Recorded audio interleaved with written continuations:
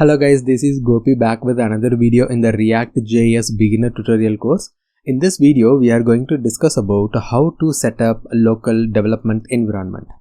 So let's get started and see the tools that is required. So first and foremost, I'm in the official documentation of React, which is react.dev website.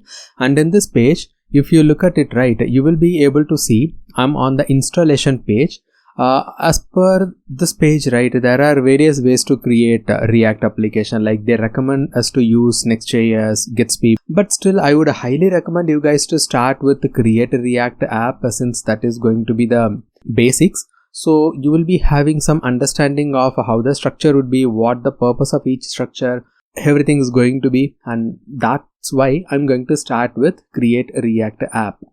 So to make use of create React app package, we need Node.js. So Node.js is nothing but JavaScript runtime that let you run JavaScript without having browser dependency. So in this page, you can go ahead and download the Node.js, and of course this is available for all the available operating system, so you can install it. Once this is installed, open any terminal and just run node-v. This will give you the installed version of Node.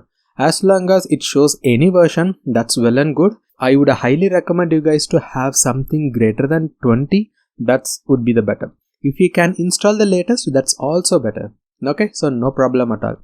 npm comes along with that, so you don't have to install anything else. Just to verify, you can just execute this command that will tell you some version. So npm is nothing but node package manager.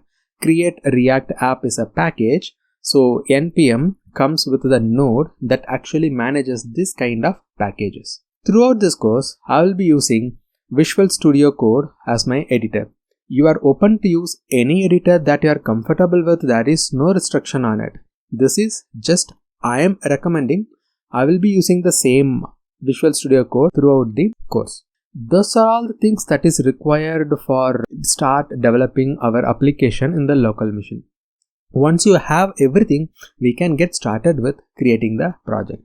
Of course, in the next video, we'll be start creating a project and try to understand how the project structure would be, how it is working, and everything we'll be going to understand in depth. Till then, bye. Take care. If you haven't subscribed to the channel, please do consider subscribe to the channel and don't forget to hit the bell icon. Bye guys, take care. Let's meet in the next video.